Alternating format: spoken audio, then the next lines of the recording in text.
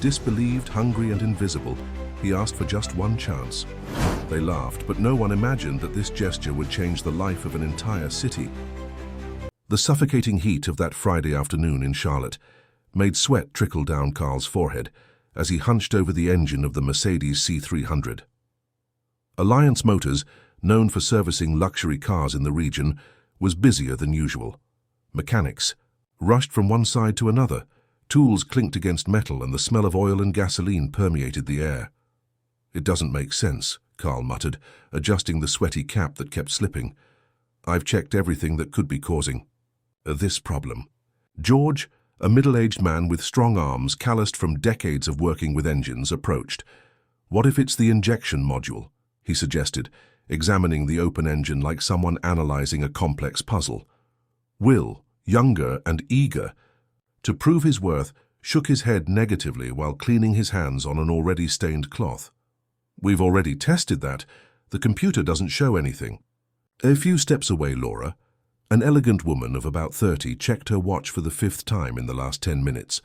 Dressed in a navy blue suit that contrasted with the garage environment, she was trying to hide her impatience. "How much longer will it take?" she asked, trying to sound polite, but the urgency was evident in her voice. "I have an important meeting in less than 2 hours." Carl looked up from the engine and wiped the sweat from his forehead, leaving a grease stain on his skin. "Ms. Laura, we're doing our best. This model has a complex electronic system. It could be anything from a sensor to—" His words were interrupted by movement at the entrance of the garage. A man with a worn appearance crossed the gate, almost hesitantly. He wore a stained and faded t-shirt, loose pants that seemed to have belonged to someone else at some point, and worn flip-flops that dragged across the concrete floor. He carried on his back a plastic bag that seemed to contain everything he owned in the world. Nobody paid much attention to him at first. Men asking for work or handouts weren't uncommon. The stranger walked silently, observing the cars as if revisiting a familiar place after a long time. His eyes, despite his face weathered by time and circumstances, maintained a peculiar gleam. Will was the first to notice him approaching the Mercedes. "Hey, buddy, you can't stay here," he said without much conviction, more as a formality than an order. The man didn't respond immediately. He continued observing the exposed engine as if reading an open book. "May I take a look?" he finally asked with a hoarse but surprisingly clear voice. The question provoked instant laughter. George didn't even try to disguise the mockery. "I think you've got the wrong place." "The junkyard is further ahead," he provoked, drawing more. Laughter from the other mechanics. Laura took a step back, clearly uncomfortable with the situation. The man, however, showed no sign of offense. "Maybe I can help," he insisted calmly. "In exchange for a sandwich. I'm hungry." The laughter increased. Even other customers waiting for their cars turned to watch the unusual scene. Carl shook his head, divided between irritation and a vague feeling of pity. "This isn't a junkyard, buddy," he replied, trying not to sound cruel, but firm. "We're dealing with a $500,000 car here." The man nodded slightly, as if he perfectly understood the distrust. "It's a Mercedes C300 2019, he said, surprising everyone with the precision. "From the sound it makes when trying to start, I'd bet on the camshaft sensor. The electronic control unit enters safety mode when it can't read that sensor correctly." A strange silence took over the garage. The ironic looks gave way to confused expressions. Laura, who until then had kept her distance from the stranger, took a step forward, intrigued. "How do you know that?" she asked, staring at him with genuine curiosity. The man just shrugged, as if his knowledge was the most natural thing in the world. "I know the sound," he answered simply. Laura turned to Carl, who was still observing the stranger with suspicion. "Let him try," she suggested. "To everyone's amazement, my car has been stuck here for hours anyway. What do we have to lose?" Carl hesitated, looking at George and Will as if asking for an opinion. Will shrugged, while George made a gesture of disapproval. After a few seconds of internal deliberation, Carl gave in. "All right," he agreed, moving away from the car, "but if you damage anything, we're not responsible." The man approached the vehicle with a quiet confidence. There was no arrogance in his gestures, just familiarity.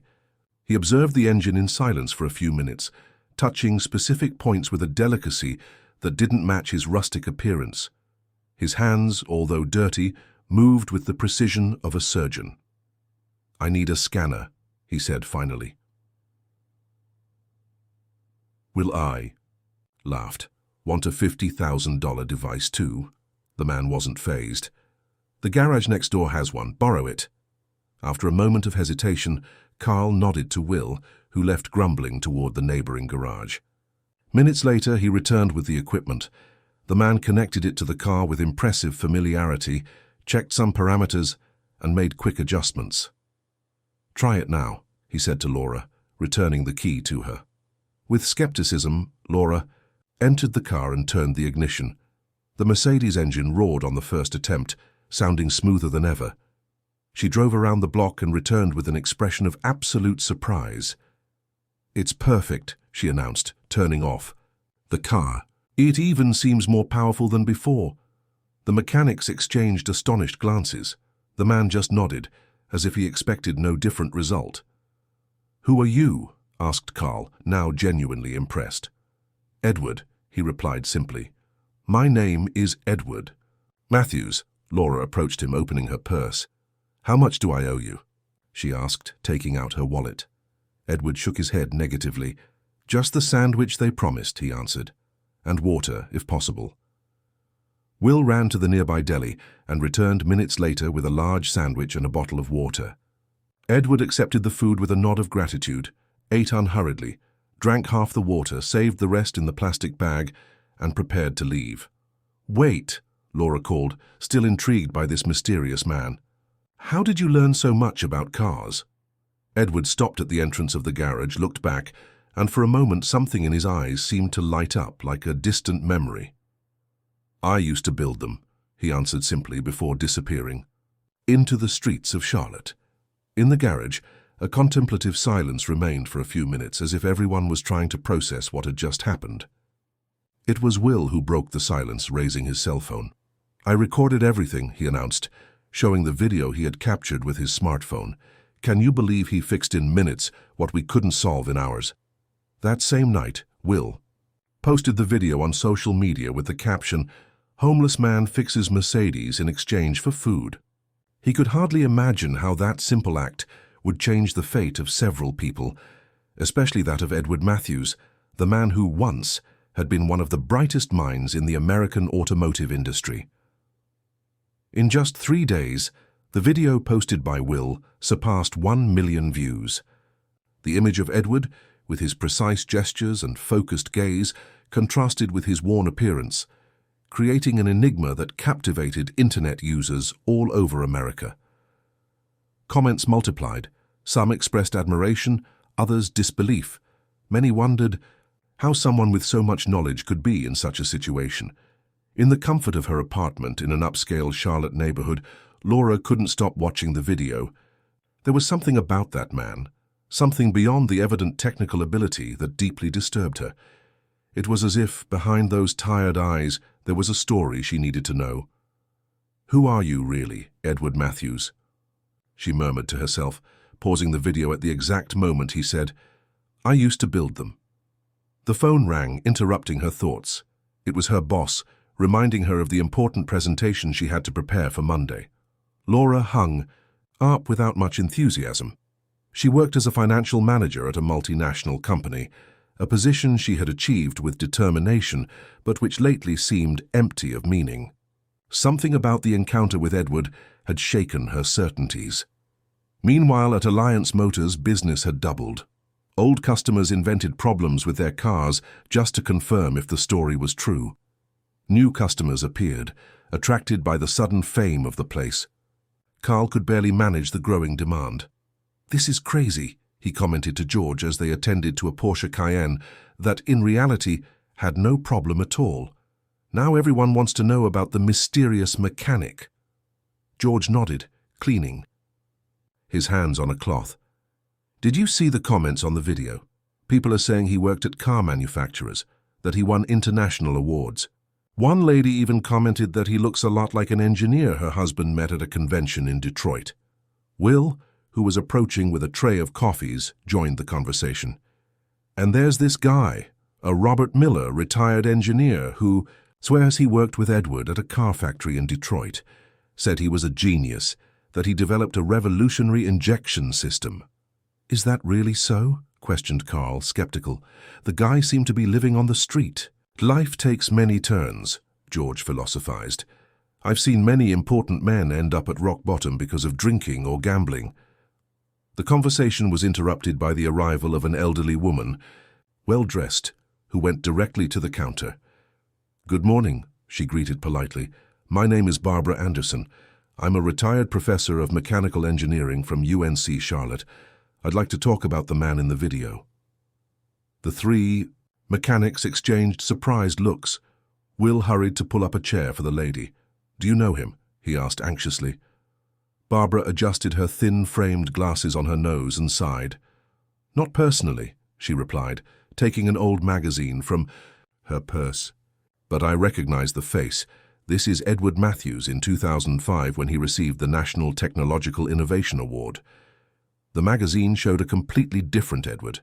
Well-cut hair, elegant suit, confident smile. Next to him, a beautiful woman held what appeared to be a golden trophy. The headline read, "The future of American engines has a name, Edward Matthews."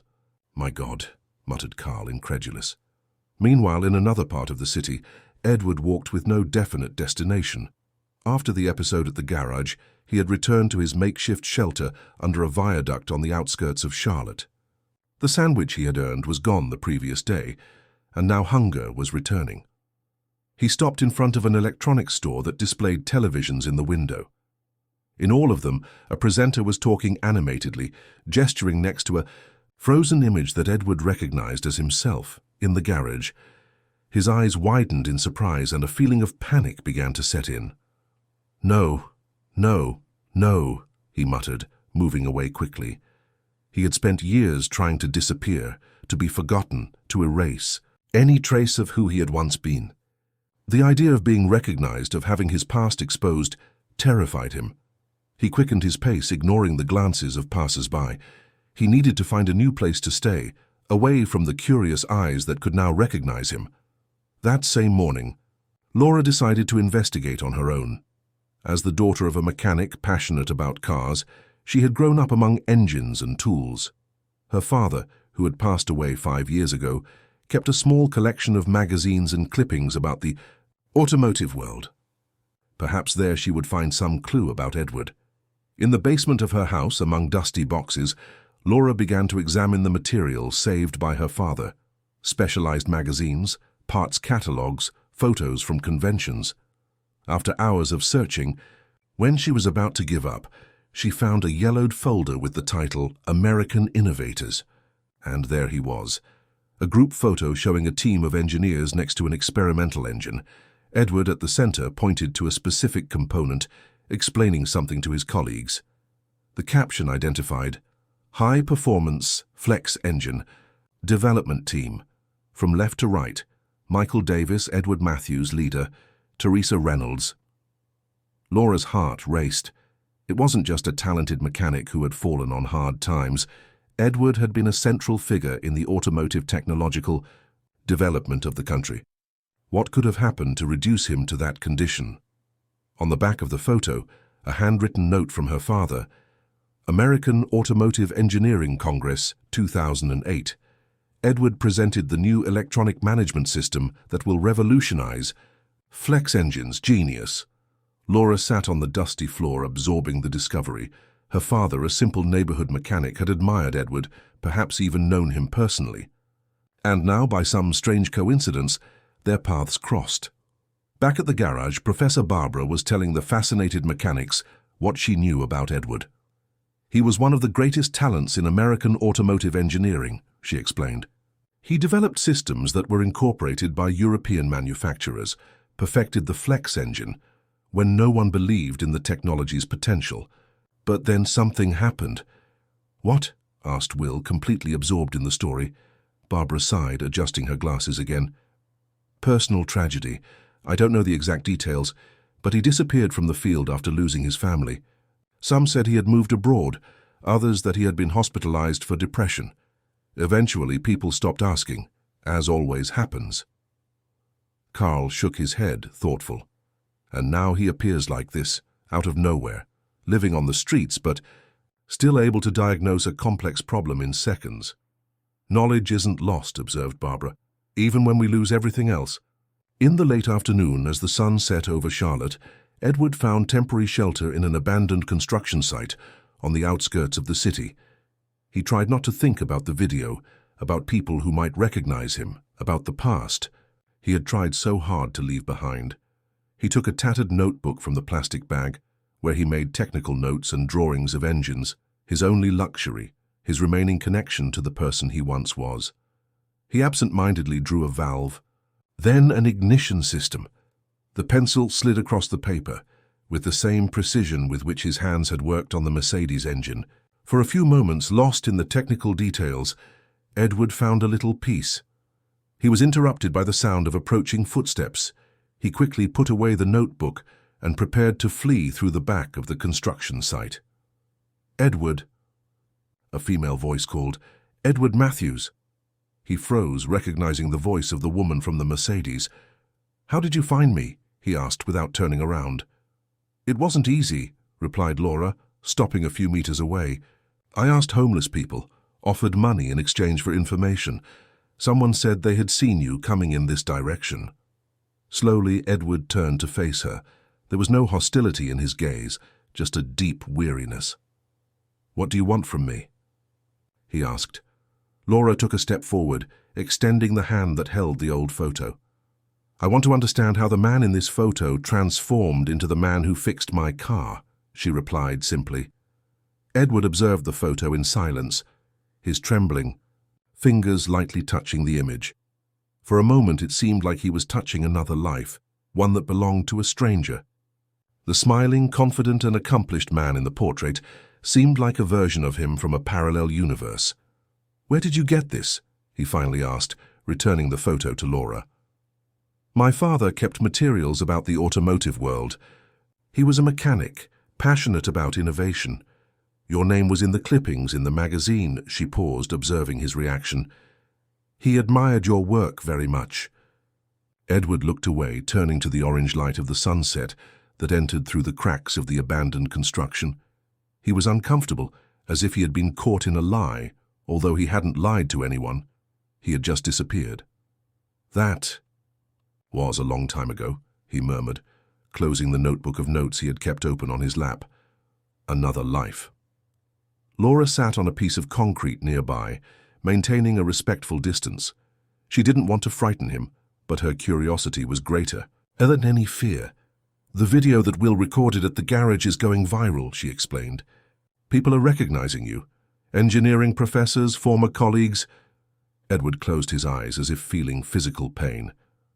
"I didn't want this," he said, his voice almost a whisper. "I just wanted a sandwich." Something in the simplicity of that phrase touched Laura deeply. This man had not sought fame or recognition, just food. Life had reduced him to the most basic needs, and yet his knowledge, his essence, remained intact. "Why are you living like this?" she asked, unable to contain the question that had been hammering in her mind since she first saw him. Edward rose abruptly, storing the notebook in the plastic bag. For a moment, Laura thought he would simply leave without answering. But he stopped with his back to her, his shoulders visibly tense. "Some losses are too great," he finally answered. "You either move forward or sink. I chose a middle path, neither moving forward nor sinking completely, just existing." Before Laura could ask more, they heard voices approaching. Teenagers, probably, who used abandoned buildings as meeting points.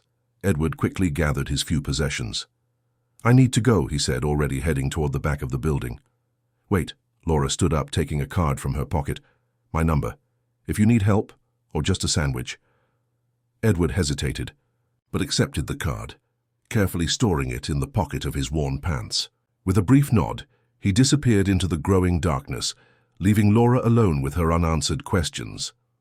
The next day, a sunny Sunday, Alliance Motors was technically closed, but Carl had arranged to meet with Professor Barbara and others.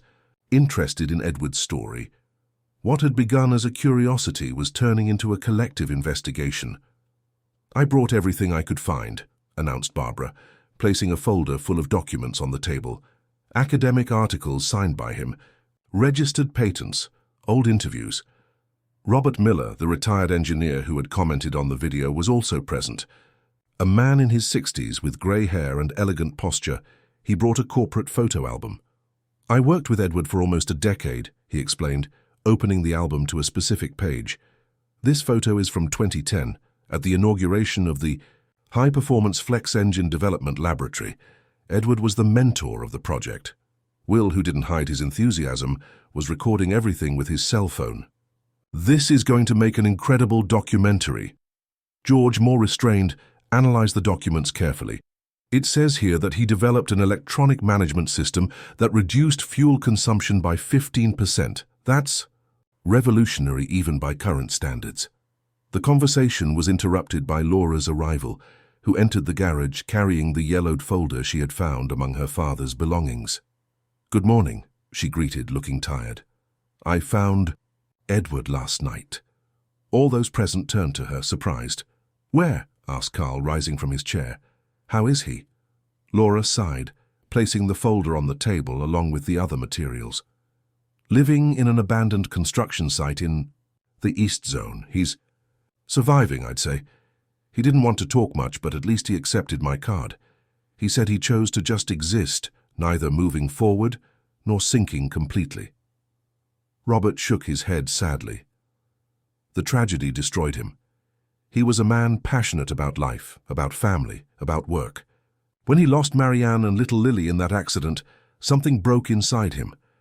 Everyone was silent for a moment, absorbing the magnitude of the loss.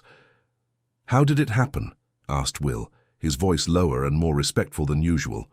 Robert took a deep breath before answering. "It was in 2012. Marianne was taking Lily to school when a truck lost its brakes on a downhill. Edward was at a convention in Germany when he found out. He returned immediately, but it was already too late. After that, he was never the same. He started drinking, missing work, had severe depression crises. The company tried to help, offered leave, treatment, but nothing worked. One day he simply didn't show up anymore." "And nobody looked for him?" questioned George, indignant. "Of course they did," Robert defended himself. "Friends, colleagues, everyone tried. But Edward didn't want to be found. It was as if he wanted to disappear along with his family." The silence that followed was heavy, filled with empathy for the pain of a man none of them really knew, but whose story had deeply touched them. It was Barbara who broke the silence, adjusting her glasses. "With determination. And now, what do we do with this information?" Carl scratched his chin, thoughtful. "I think we need to respect him. If he doesn't want to be found, if he chose to live like this." "But he's suffering," interrupted Will. "He's going hungry, sleeping on the street." "Maybe it's not our decision," pondered George. "The man went through something terrible. Who are we to say how he should deal with it?" Laura, who until then had been listening silently, stood up. "I think we're forgetting something important," she said. "Edward could have remained invisible, could have refused to help at the garage, could have avoided showing his knowledge. But he chose to help. For a sandwich, yes, but he helped. That means some part of him still wants to connect, still wants to be useful." Her words hung in the air. There was truth in them, a perceptive observation about human nature and the universal, desire to have a purpose even in the most adverse circumstances. "You're right," agreed Robert, thoughtful. "Edward was always driven by the desire to create solutions. It was almost a compulsion for him. Even devastated by the loss, that essence remains." The discussion continued for hours as the group gathered at the garage tried to understand how they could help Edward without invading his privacy or forcing him into an exposure he clearly didn't want. They analyzed the documents, shared stories, tried to reconstruct the steps that had led one of America's greatest automotive engineers to live anonymously on the streets of Charlotte. That same afternoon, a few miles away, Edward walked along Trade Street, one of the city's main avenues. He avoided the glances of passers-by, kept his head down, trying to go unnoticed as he had done in recent years. But something had changed. The encounter with Laura, the recognition at the garage, the resurgence of his name. All of this had awakened memories that he had tried so hard to put to sleep. He stopped in front of a luxury car dealership, observing through the glass the gleaming vehicles. His eyes fixed on a specific model, one he had helped develop years ago. He could point out each component, explain each design choice, each technical compromise that had resulted in that perfect machine. "Can I help you, sir?" asked a salesman, who had come to the door, clearly suspicious of the presence of a shabby man observing expensive cars. Edward shook his head negatively and walked away without saying a word. He continued walking with no definite destination until the noise of a car sputtering caught his attention. On the opposite sidewalk, a man was desperately trying to start an old Ford, while a woman beside him held a child of about 2 years who was crying intensely. "I don't believe it," exclaimed the man, hitting the steering wheel. "Just today when we need to take Peter to the doctor." Edward observed the scene for a few seconds, divided between the desire to help and the instinct to remain invisible. The child really seemed sick, his face red with fever, his crying weak.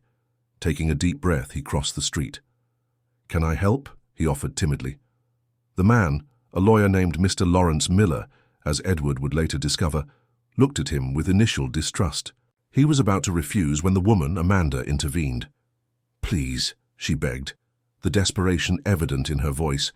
"Our son has a high fever." Lawrence hesitated, but necessity spoke louder. He got out of the car, allowing Edward to take a look. In a few minutes, Edward diagnosed a problem with the fuel injector and made a temporary adjustment that would allow the car to function until it reached the hospital. "There," he said, moving away from the engine. "It will work for now, but it will need a proper repair later." Lawrence, now visibly relieved, looked at Edward more carefully. "Wait, I know you," he said suddenly. "You're the man from the video, the one who fixed the Mercedes." Edward stiffened, ready to flee, but Lawrence quickly extended his hand. "Thank you very much," he said sincerely. "You helped my family at a crucial moment.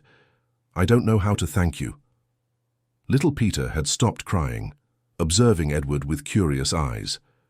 Amanda smiled, grateful, adjusting the child in her arms. "Can we do something for you?" she asked. Edward was about to refuse, as he always did, when he felt something strange, a small spark, a warmth in his chest that he hadn't felt in years.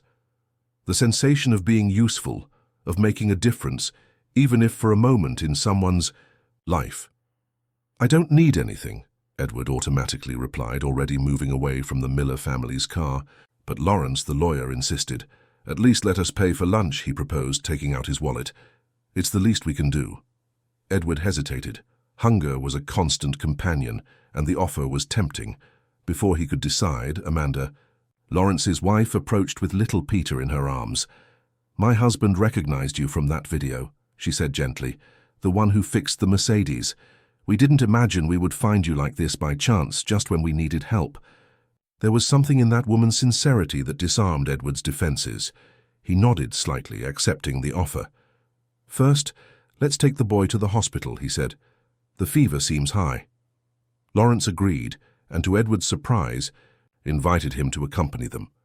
Under normal circumstances, Edward would have refused, but something in that family's gaze made him accept. Perhaps it was the weariness of so many years of solitude, or perhaps the small spark of purpose he had felt when helping them. At the hospital, while Peter was being attended to, Lawrence bought coffee and a sandwich for Edward. They sat in the waiting room, an initially awkward silence hanging between them. "You know," began Lawrence, breaking the silence, "my father was a mechanic. Not a brilliant engineer like you, just a neighborhood mechanic. But he taught me the value of fixing things." Edward raised his eyes from the sandwich, surprised by the conversation. "And you became a lawyer," he observed. Lawrence smiled. "Yeah, I broke the family tradition. But I carry with me the most important lesson he gave me. Anything broken can be fixed if you have the right tools and the necessary patience." The words hung between them, laden with a meaning that went beyond engines and machines. Edward felt a lump in his throat. "Not everything," he murmured almost to himself. Maybe not exactly as it was before, Lawrence agreed, realizing he had touched on something deep, but functional, in a new way. At that moment, Amanda returned, with Peter, already medicated and calmer. The doctor had prescribed antibiotics for a throat infection. The fever was beginning to subside. "He's going to be okay," she announced, relieved. After leaving the hospital, they insisted on taking Edward to lunch at a nearby restaurant. He tried to refuse, embarrassed by his appearance in a more formal environment, but the family was gently persistent. "You saved our day," argued Amanda. "Please, allow us to reciprocate in some way." During lunch, the conversation flowed surprisingly, easily. Edward didn't talk much about himself, but he listened attentively as Lawrence told about his work as a labor lawyer and Amanda described her photography studio. Peter, now more willing, was drawing on a paper that the waitress had brought especially for him. "You're a beautiful family," commented Edward, feeling a pang of pain as he remembered his own.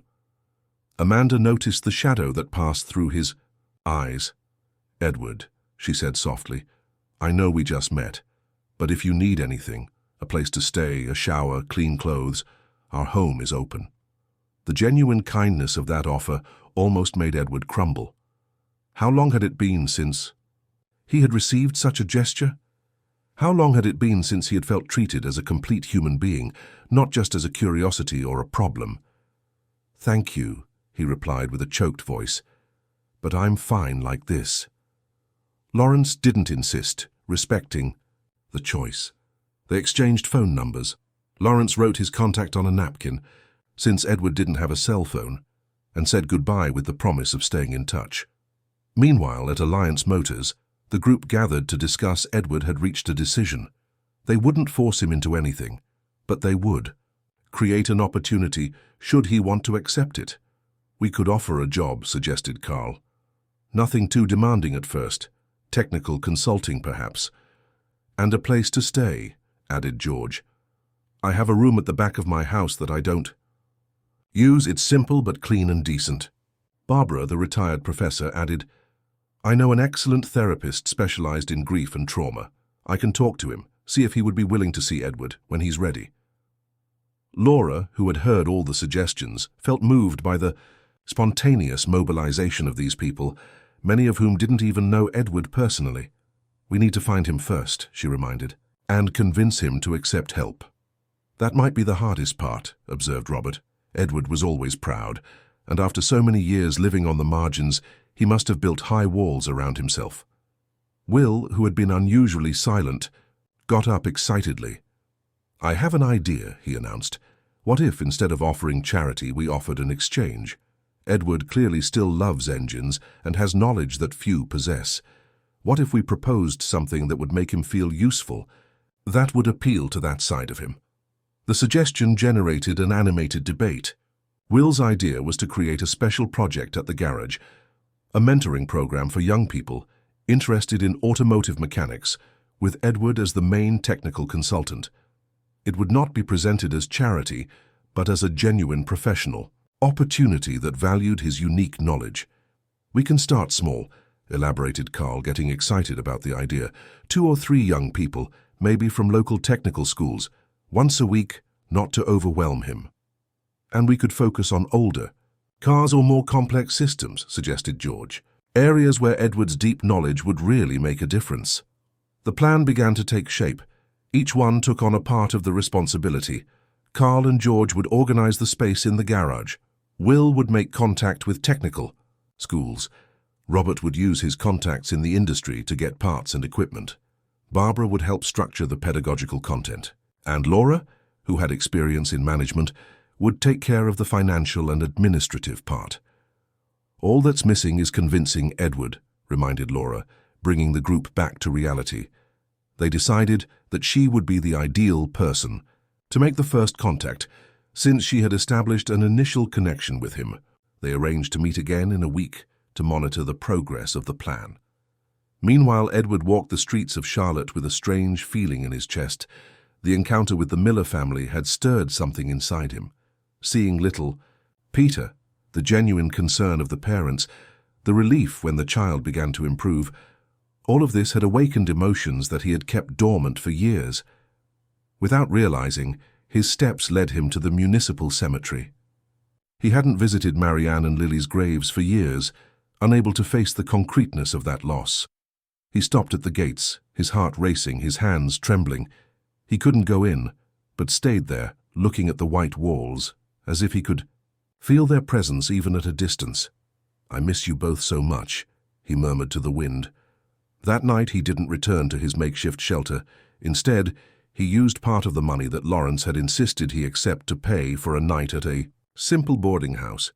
He took a hot shower for the first time in weeks, washed his few clothes in the bathroom sink and hung them to dry. Sitting on the narrow bed, he opened his notebook. Instead of the usual technical drawings, he began to write.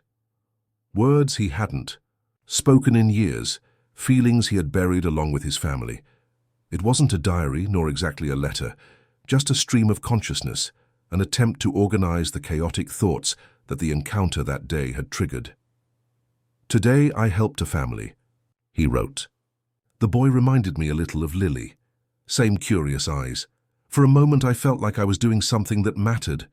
For a moment I forgot that I no longer have the right to happiness." The next morning, he woke up to knocking on the door.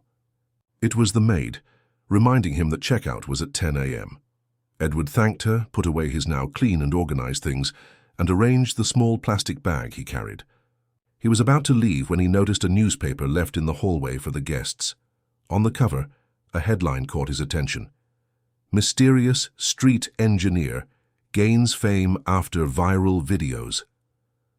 Edward picked up the newspaper with trembling hands.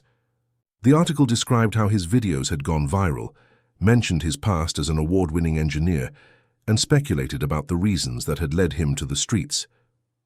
There were testimonials from former colleagues, including Robert, who spoke of his talent and expressed concern for his well-being.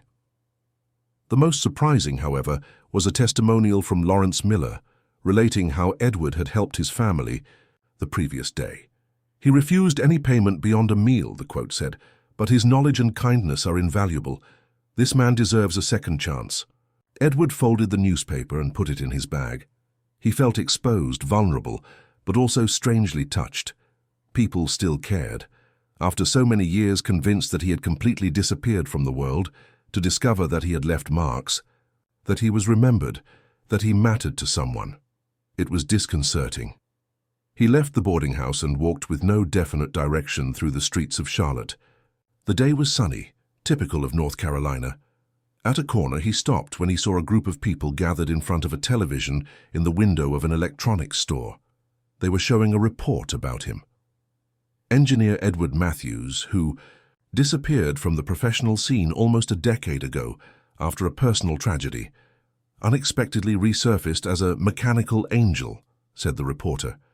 His technical knowledge remains impressive, even after years of living in precarious conditions. Edward moved away quickly, his heart racing. He didn't want to be recognized, wasn't prepared to deal with the attention. He turned a corner and almost collided with someone. "Edward?" It was Laura, carrying a folder and looking equally surprised at the casual encounter. "I was looking for you," she said, recovering from the initial shock. "I need to talk to you. It's important." Edward hesitated, looking around as if searching for an escape route. "It's not about the video or the media," Laura assured, noticing his uneasiness. "It's about an idea, a project, something I think will interest you." There was a sincerity in her eyes that made Edward relax a little. He nodded slightly. "We can talk over there," he suggested, pointing to a nearby park. Seated on a park bench, Edward listened attentively as Laura explained the proposal. The idea was simple but powerful, a technical mentoring program for young people interested in automotive mechanics, especially those unable to pay for professional courses. Alliance.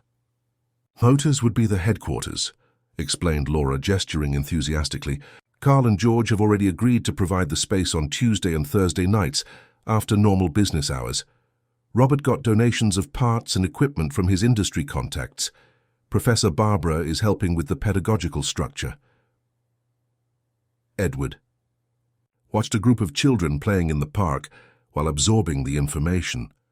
The proposal was tempting, a gradual return to the world he knew and loved, without the pressure of a formal job or overwhelming expectations. "Why me?" he finally asked, turning to Laura. "There are active mechanics and engineers with updated credentials, contact networks." Laura smiled slightly as if she expected the question. "Because you have something they don't," she answered simply. "A deep understanding of the fundamentals. Today's mechanics are trained to connect diagnostic computers, to change entire modules when something fails. Few really understand how each system works, how everything integrates." Edward nodded slowly. It was true. The industry had changed, becoming more dependent on technology and less focused on fundamental knowledge of mechanical principles. "Besides," Laura continued, opening the folder she carried, "we already have 3 interested young people. One is Miguel, Will's nephew, who just entered a technical mechanics course. The second is Tina, daughter of a garage customer, fascinated by engines since childhood. And the third is Gabriel, a 17-year-old boy who attends a social program for young people in vulnerable situations." She showed the profiles of the 3, with photos and brief descriptions. Edward examined them in silence, feeling something awaken inside him. He remembered his own mentors, how they had shaped his career and his worldview. "I don't know if I'm ready for this," he admitted, returning the papers. "Nobody is asking you to be completely ready," Laura replied softly. "We're just inviting you to try. 1 session to see how you feel. If it doesn't work, no hard feelings." Edward took a deep breath, looking at the blue, Charlotte sky. How long had it been since he had done something meaningful, something beyond simply surviving day after day? "And where would I stay?" he asked, indicating that he was considering the proposal. "I can't present myself to impressionable young people in this state." Laura smiled, relieved that he hadn't immediately rejected the idea. "George offered a room at the back of his house. It's simple, but it has everything you need. He's lived alone since his wife moved to Chicago, so he has extra space." Edward pondered for long minutes, going back to interacting with the world, taking on responsibilities, facing people every day. The idea was simultaneously terrifying and strangely attractive. 1 session, he finally agreed, just to see what it's like. Laura resisted, the urge to hug him, containing her excitement in a discreet smile. "Great. We can start next Tuesday. That gives you 4 days to prepare and settle into George's room." That same afternoon, George took Edward to his house, a modest 2-story home in a quiet Charlotte neighborhood. The offered room was small but cozy, with a single bed, a wardrobe, a desk with a chair, and a window that gave onto a small backyard with fruit trees. "Bathroom is down the hall there," explained George, pointing.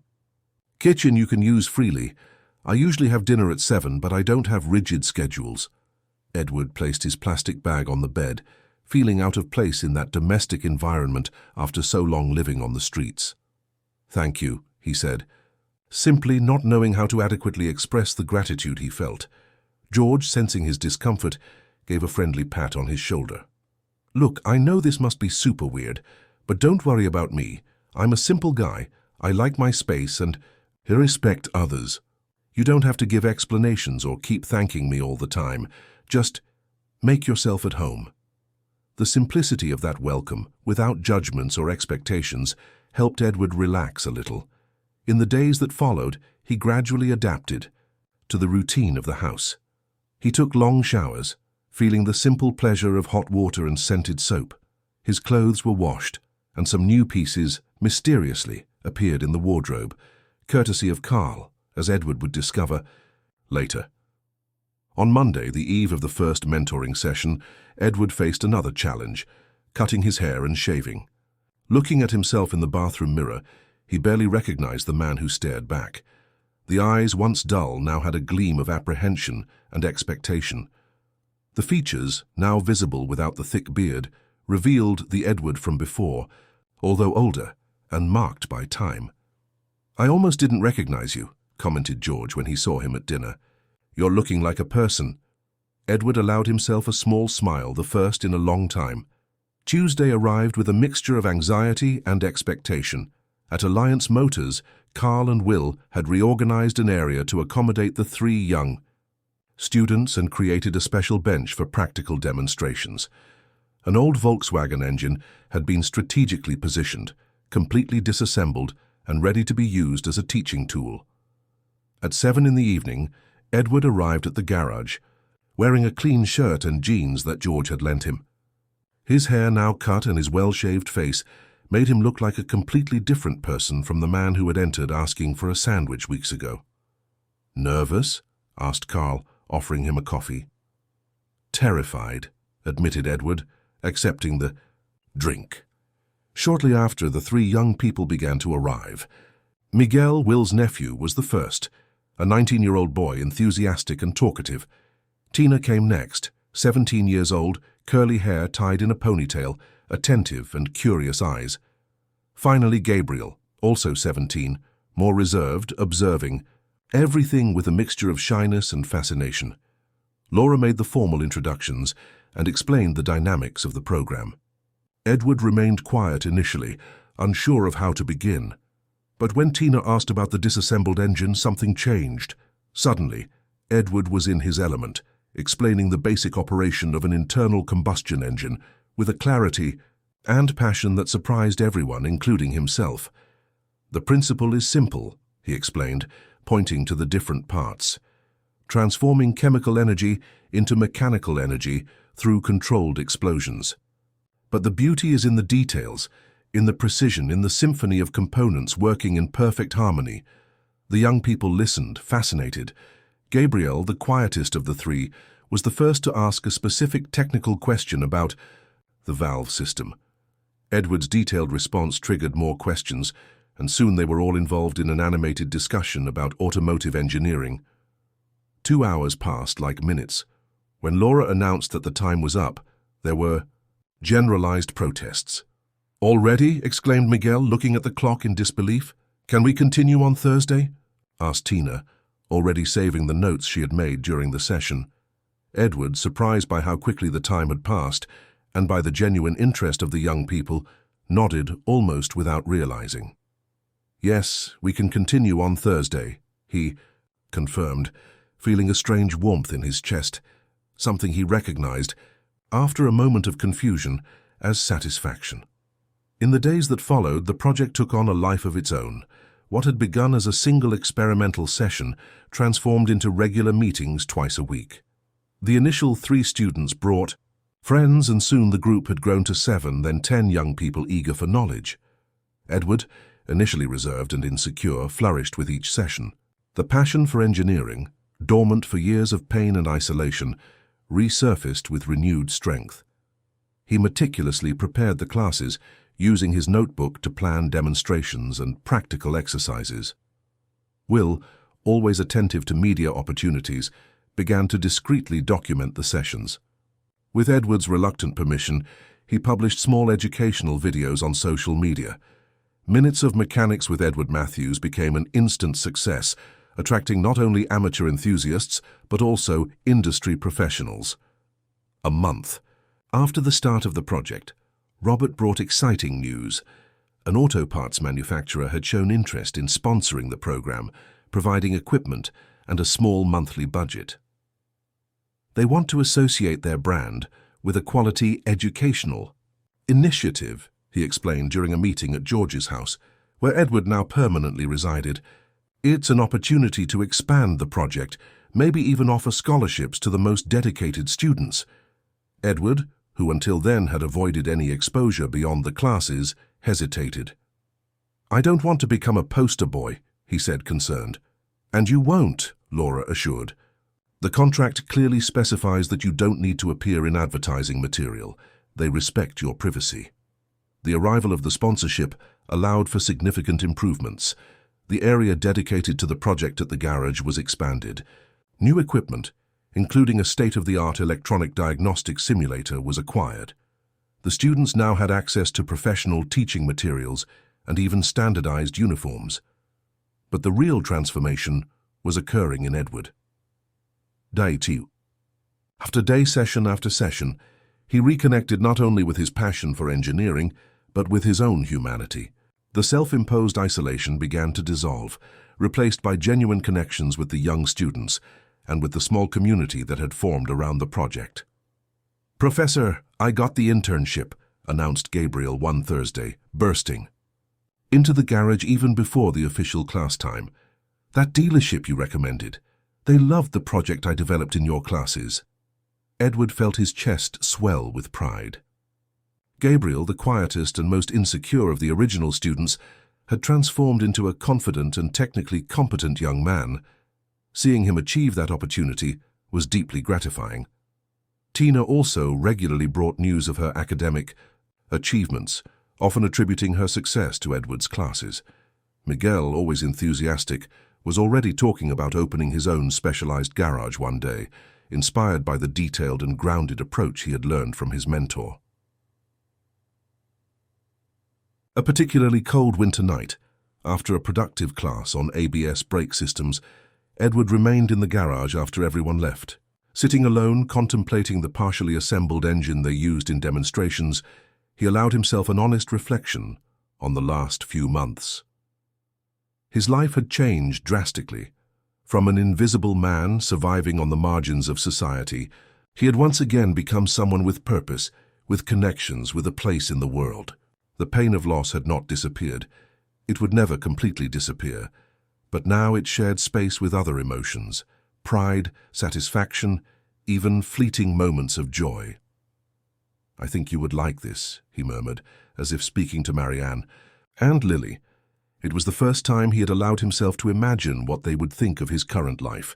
Until then, any thought of them had been accompanied only by guilt and despair. His eyes moistened, but it wasn't just from sadness.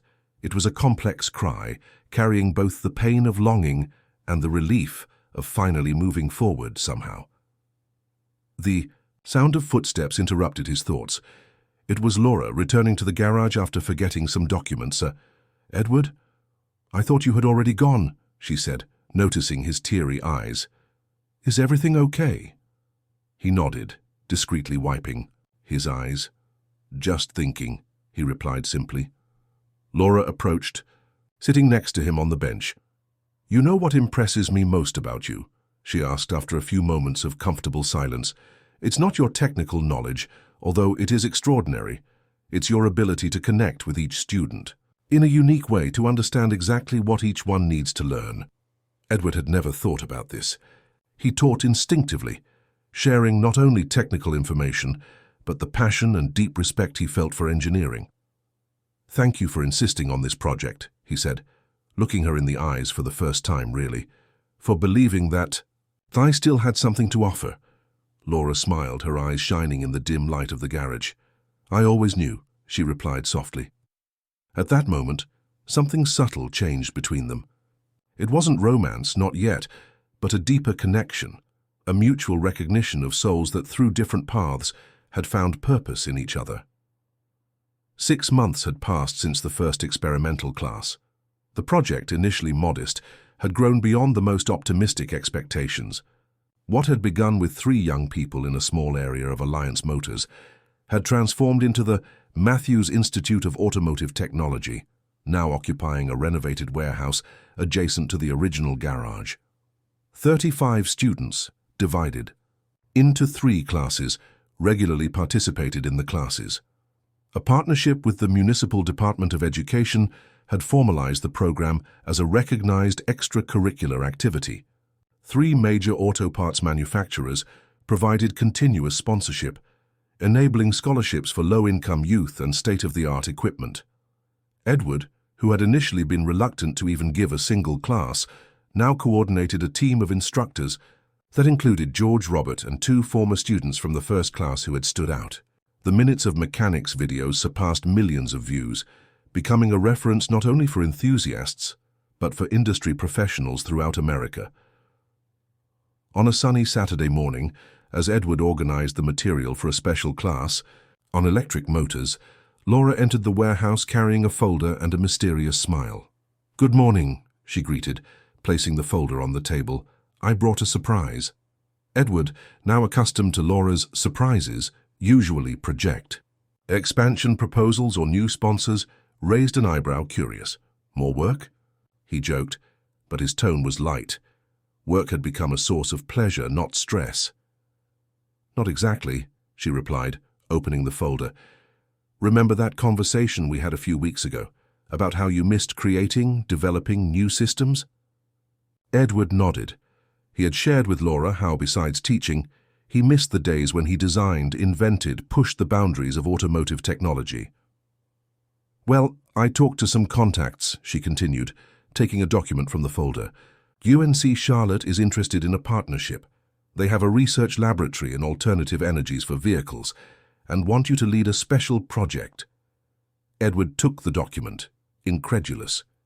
It was a formal proposal from the university, detailing a research project to develop an innovative hybrid system combining fuel cell technologies and high-density batteries. This is, he began, unable to find words. A chance to go back to creating, Laura completed, without abandoning the institute or the students. It would be a partnership, with the possibility of even involving the most advanced students in real research projects. Edward leafed through the proposal, feeling his heart race with excitement. The opportunity to combine teaching with research and development was perfect, the natural culmination of the path he had been treading in recent months. When do they need an answer? He asked, already imagining the possibilities. Next week, Laura replied, and there's one more thing. She hesitated, suddenly seeming nervous. The Chancellor suggested that you also consider completing your doctorate. Apparently you were just one thesis defense away from becoming a doctor when everything happened. Edward felt a shiver run down his spine. It was true. He had abandoned his doctoral thesis after the tragedy, when nothing else seemed to matter.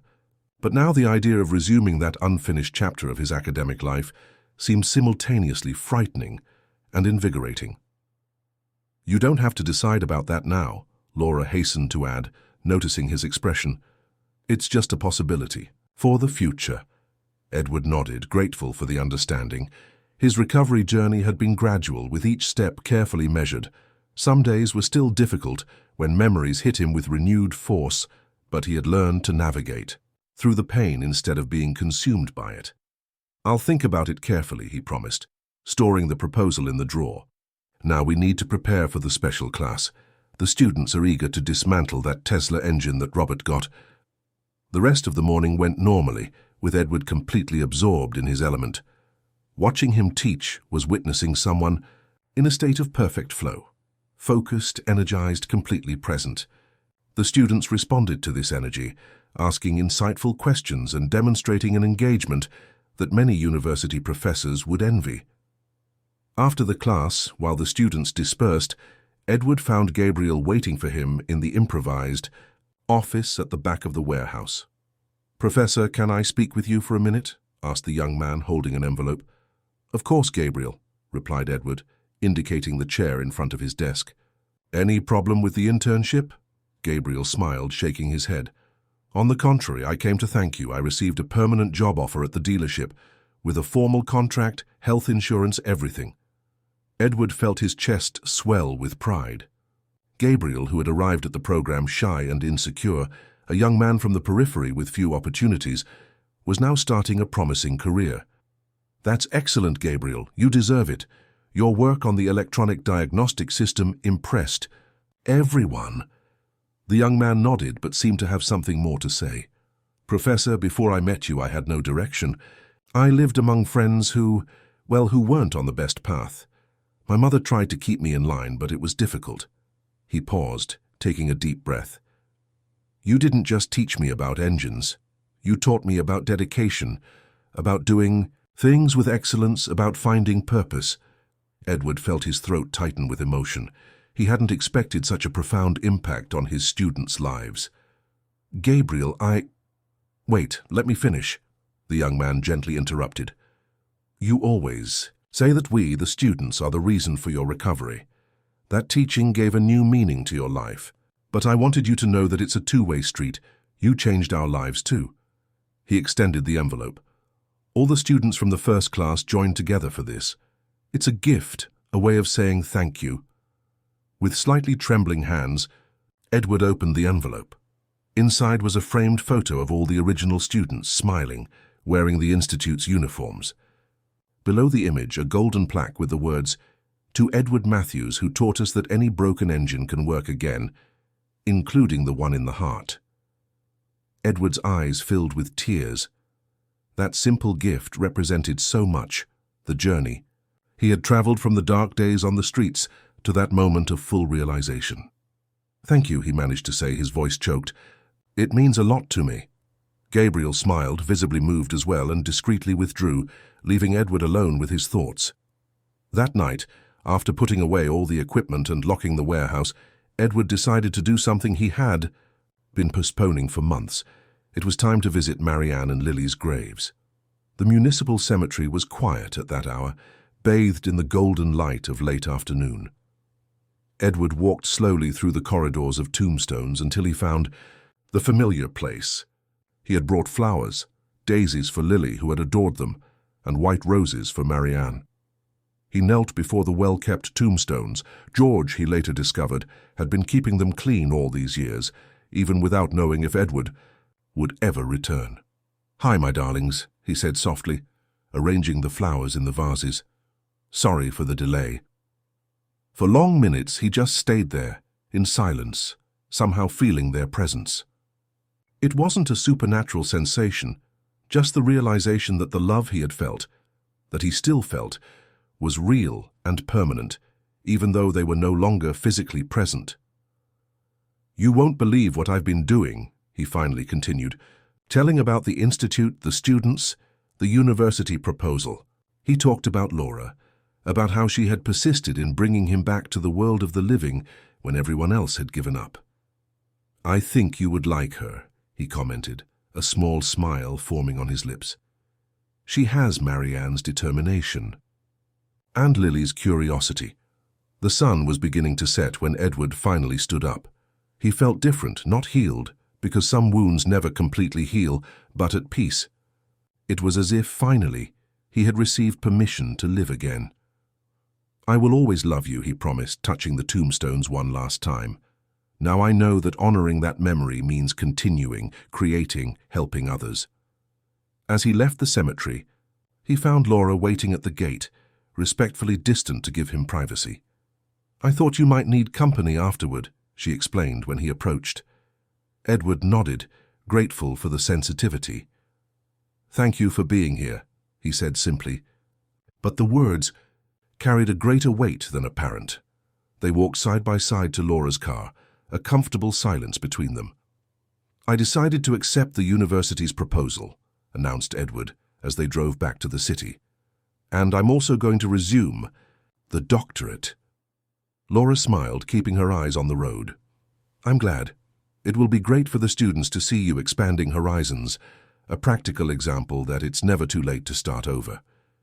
"Speaking of new beginnings," said Edward after a pause, "I've been thinking a lot about that lately, about how life can take unexpected turns, about how we can find new paths when the old ones close."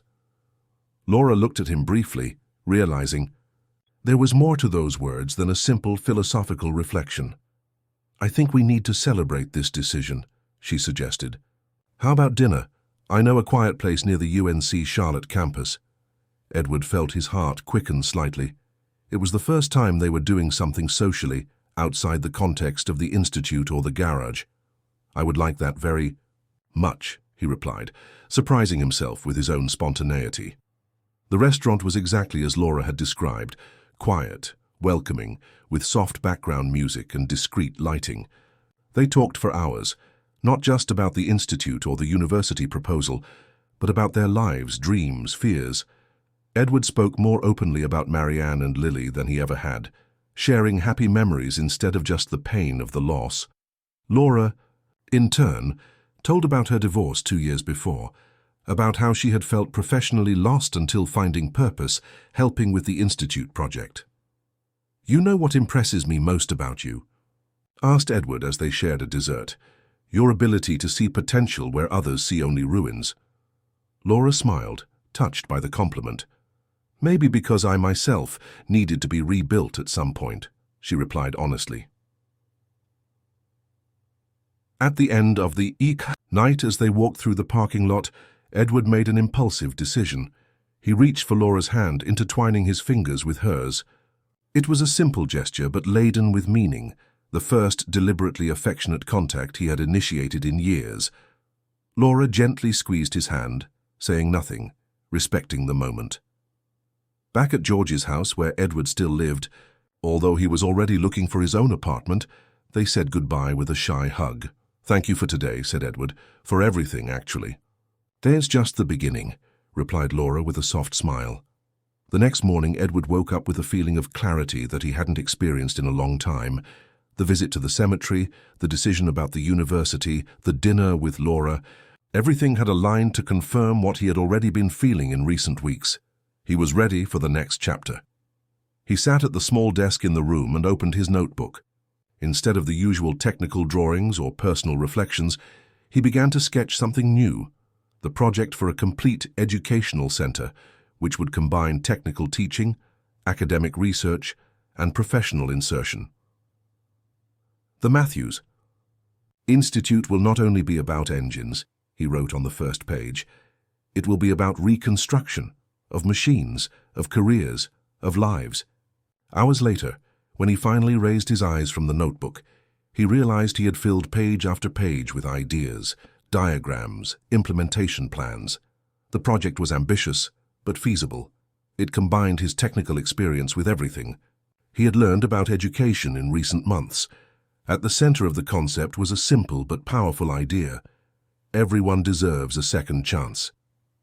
The Institute would open its doors not only to young people at the beginning of their careers, but also to adults in professional transition, people in vulnerable situations, recovering addicts.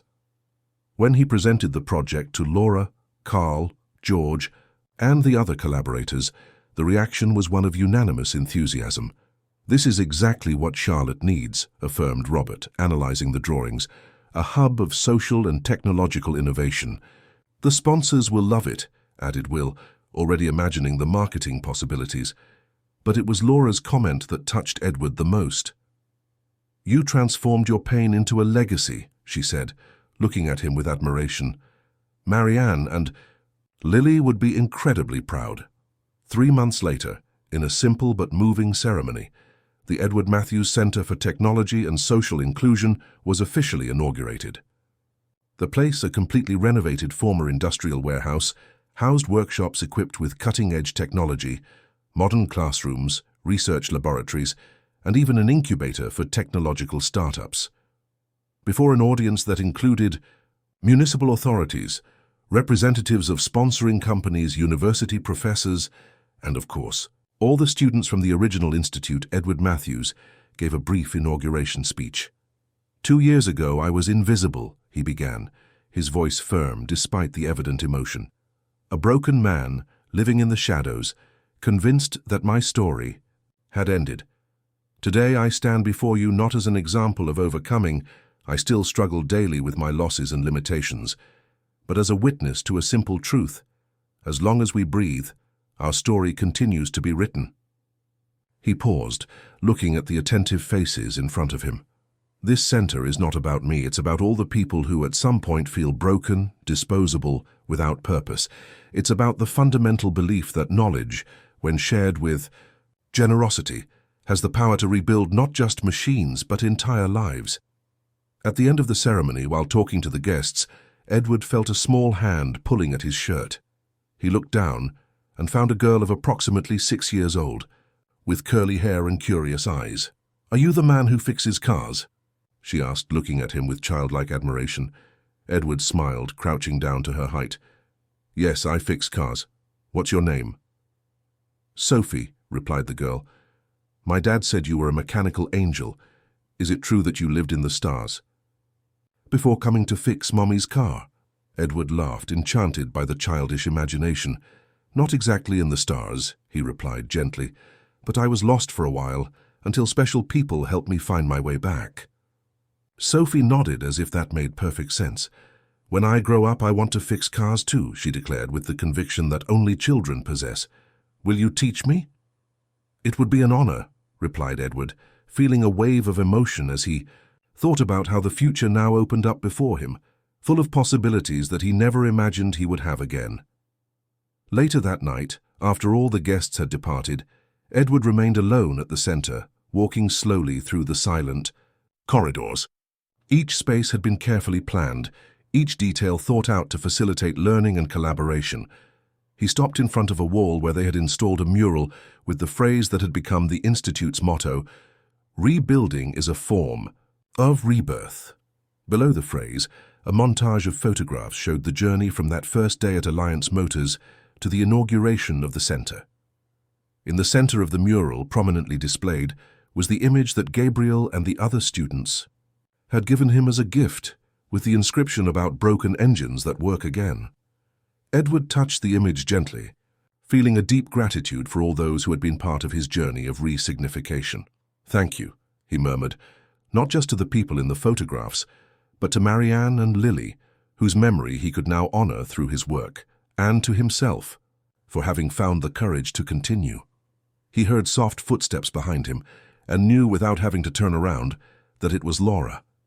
In recent months, they had grown increasingly closer, building a relationship based on mutual respect, admiration, and gradually an affection that deepened each day. "Ready to go?" she asked, approaching. Edward nodded, turning to meet her gaze. "Yes," he answered simply. "I'm ready." And he was, not just to leave the building that night, but to fully embrace the future that opened up before him, with all its possibilities, challenges, and new chances to make a difference. Side by side, they left the Edward Matthews Center for Technology and Social Inclusion, walking toward the parking lot where Laura's car awaited them.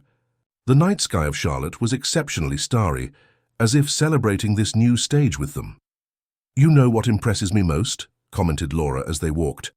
"How it all started with a simple request for a sandwich." Edward smiled, remembering that fateful day at Alliance Motors when he had gathered the courage to ask for help. A small act that, without him knowing, would initiate a complete transformation in his life.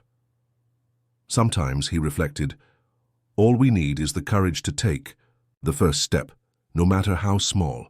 And together, under the starry Charlotte sky, they took another step toward the future they had begun to build.